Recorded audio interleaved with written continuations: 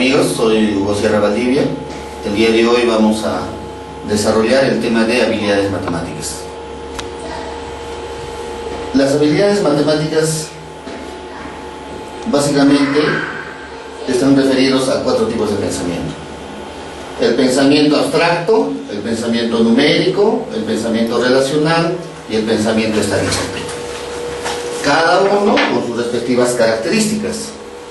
Sin embargo, cada uno de estos tipos de pensamiento matemático requiere que nosotros tengamos como base 4 puntos fundamentales que Georg Polya, ilustre matemático y didacta, lo ha señalado con bastante inteligencia y bastante puntualidad.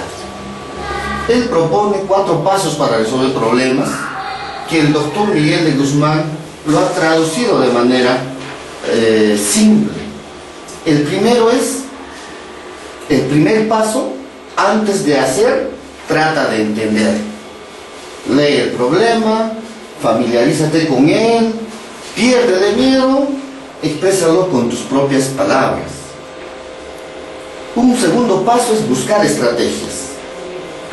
Empieza por lo fácil, experimenta, utiliza el método del ensayo y el error, escoge una buena notación, explora la simetría si es que es posible, hazte un esquema, supone el problema resuelto, lo que usualmente conocemos como jugar con las alternativas, que es parte del razonamiento regresivo y que es válido en la resolución de problemas. Puedes empezar también por el final. Un tercer punto fundamental es llevar adelante la estrategia que tú has decidido, que has elegido. No te rindas fácilmente, pero tampoco te cierres en una sola idea. ¿Salió? ¿Estás seguro? Hazte esas preguntas. Observa a fondo cuál ha sido la solución. Y finalmente, ten una visión retrospectiva de la resolución del problema. Saca el jugo a tu experiencia. Examina a fondo cuál ha sido el camino que has seguido. ¿Cómo has llegado a la solución? ¿O por qué no has llegado a la solución finalmente? Mira ahora a ver si se te ocurre hacerlo de un modo más simple. Mira hasta dónde la estrategia que has utilizado lo puedes utilizar en otras circunstancias semejantes. Y finalmente reflexiona un poco sobre tus propias emociones y tus propios procesos de pensamiento y saca conclusiones para el futuro. Seguramente estas ideas, estos pasos que nos propone el doctor Miguel de Guzmán van a ser muy útiles al momento de enfrentarte con facilidad en la resolución de un problema. Empecemos ahora a revisar algunos tipos de problemas relacionados básicamente con el pensamiento relacional. El pensamiento relacional involucra ejercicios. En realidad no son problemas, porque hay una diferencia fundamental entre un ejercicio matemático y una situación problemática. El primero obviamente obedece a situaciones rutinarias que ejercitan de alguna forma nuestro razonamiento, nuestro pensamiento. El pensamiento relacional como concepto matemático, como contenido, aborda tópicos de secuencias, de regularidades, de figuras en el espacio, de, por ejemplo, analogías gráficas,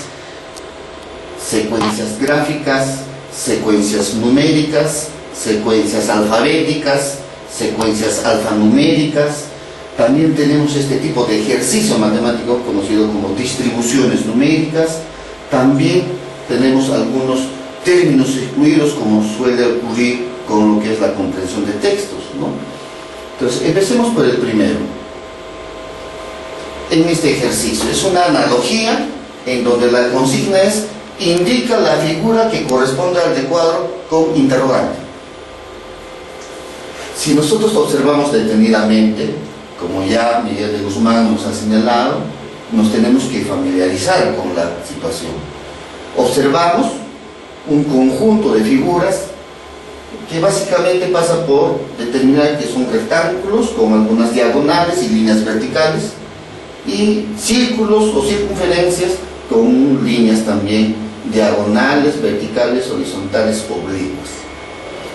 Entonces, si nosotros nos apresuramos, obviamente podemos hacer el siguiente ensayo. Es evidente que la figura que completa la analogía es un rectángulo. Sin embargo, si nosotros solamente observamos los rectángulos, vamos a determinar que aquí tenemos una diagonal, tenemos una vertical, una diagonal. Aquí tenemos otra diagonal en sentido contrario, la diagonal principal, una horizontal y seguiría una diagonal principal en ese sentido. Sin embargo, es un error, porque no nos hemos familiarizado de cerca con la situación problemática. Entonces, no hemos considerado, por ejemplo, si nosotros llegamos a esta conclusión, no hemos considerado los círculos, ¿no?, en nuestros razonamientos. En todo caso, tenemos que volver a revisar nuevamente nuestros razonamientos e incluir en estos qué es lo que caracteriza estos círculos, ¿no? Observamos detenidamente de que estas diagonales son el cruce de estos dos recuadros, ¿no? Fíjense, diagonal principal, diagonal secundaria, diagonal secundaria, ¿no? De la misma forma, trabajamos para el siguiente. Esta línea vertical es esta y esta línea horizontal es esta.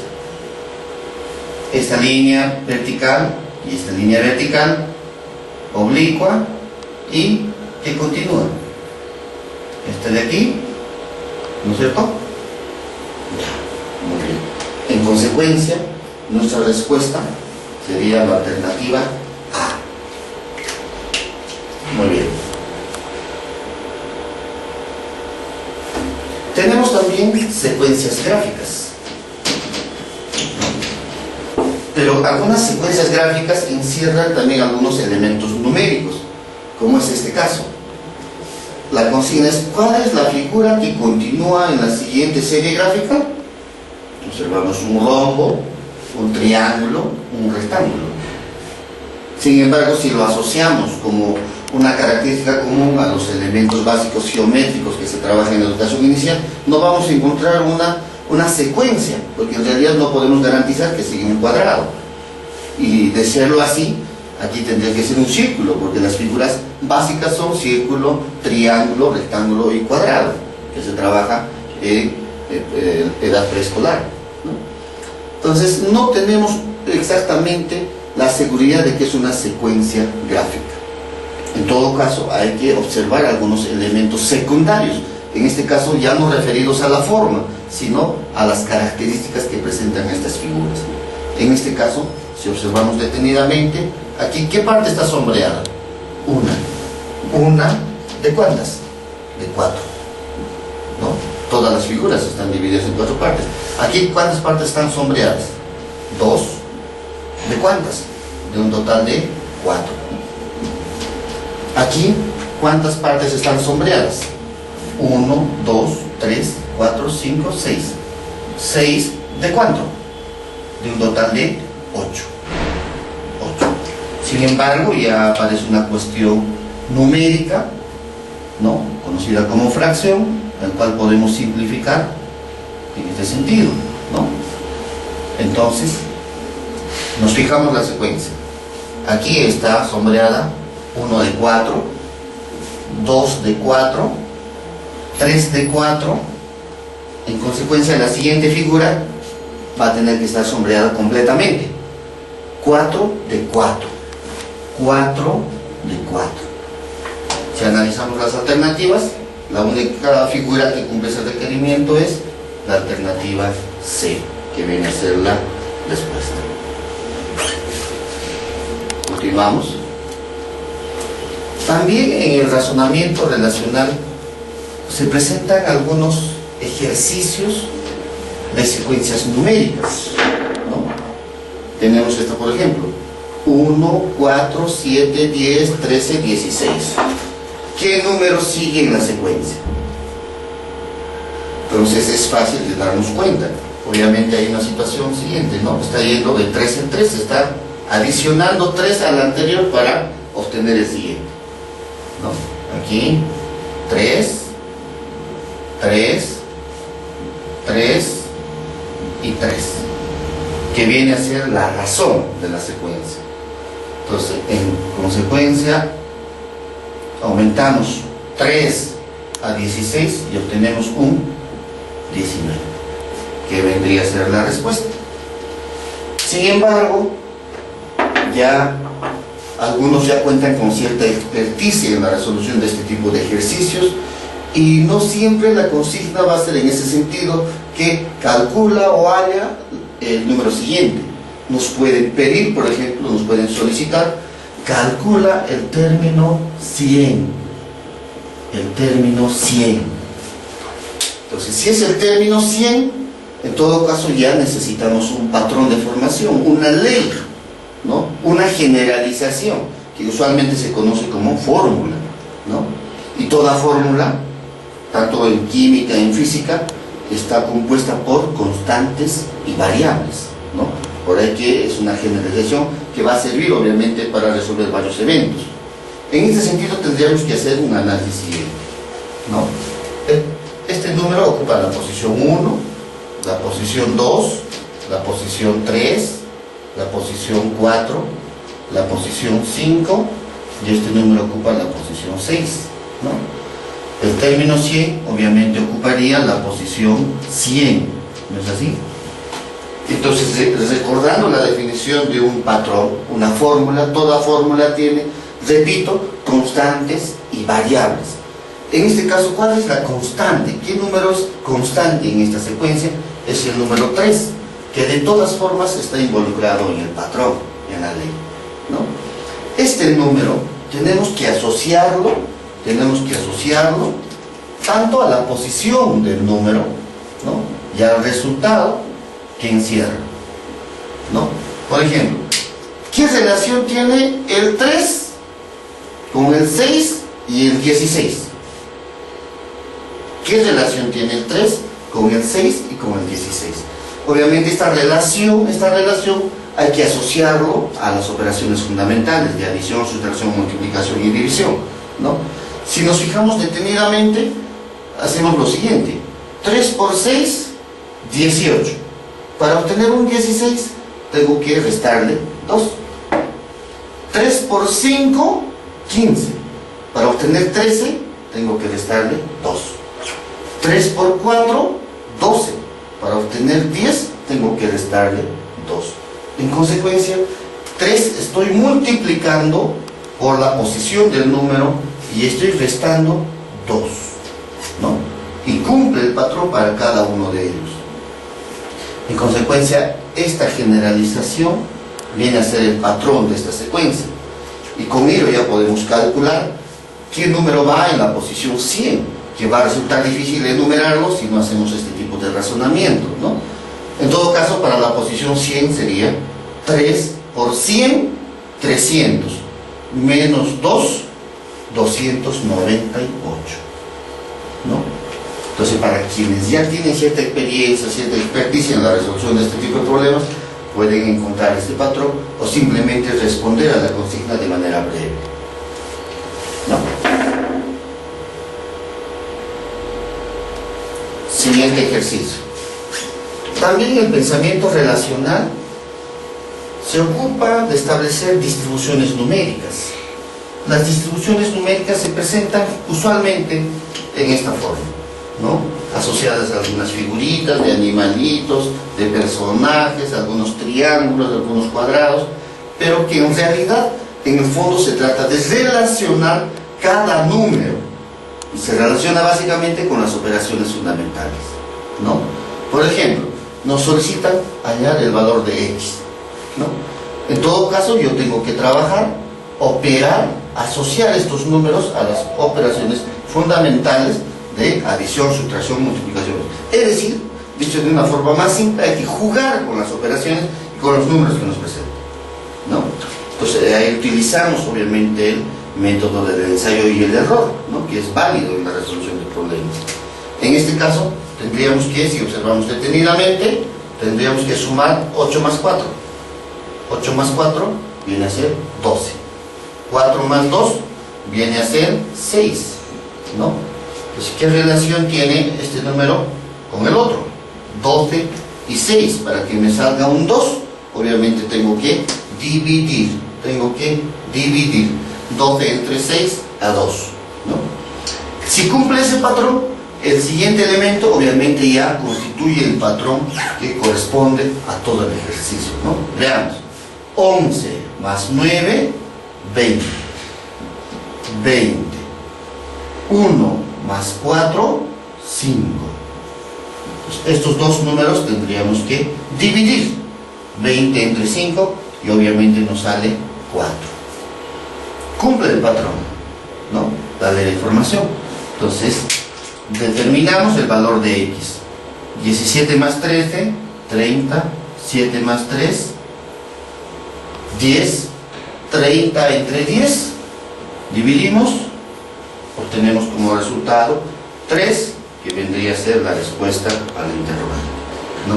Como podemos observar, se trata de relacionar cada elemento, cada número con las operaciones fundamentales.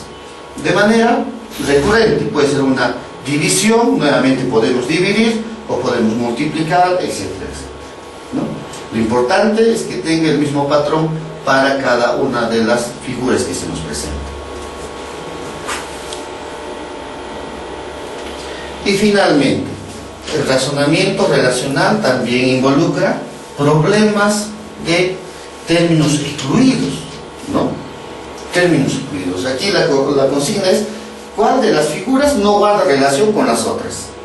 Entonces, si nos fijamos detenidamente, hacemos un análisis, nos familiarizamos con la situación y todos son figuras geométricas, son formas, no están asociadas a un cálculo matemático. En todo caso, debemos de fijarnos qué propiedades tienen estas figuras geométricas, qué características tienen estas figuras, ¿no? Si nos fijamos detenidamente, el triángulo, en este caso, tiene 3 lados. Y la figura interna tiene 4, ¿no? Aquí la figura interna tiene 5, la figura interna tiene 5 lados, es un pentágono. Y aquí la figura interna es un hexágono que tiene 6 lados, ¿no?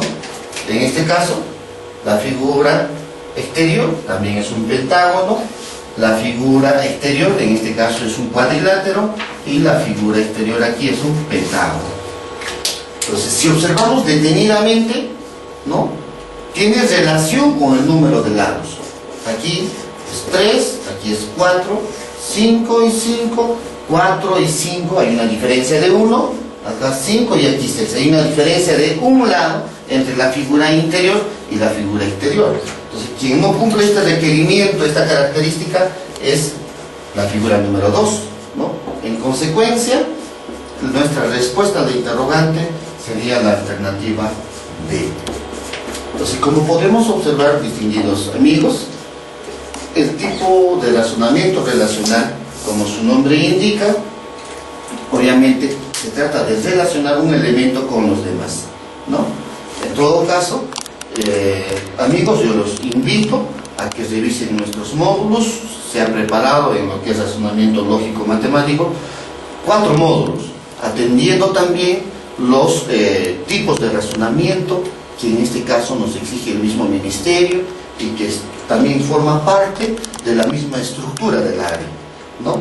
Ya en una próxima edición estaremos alcanzando la clave de respuestas, algunos ensayos de resolución de problemas, pero básicamente yo creo que con estas pautas algunos tipos de problemas de razonamiento relacional pues podemos ya ir resolviendo. Muchas gracias.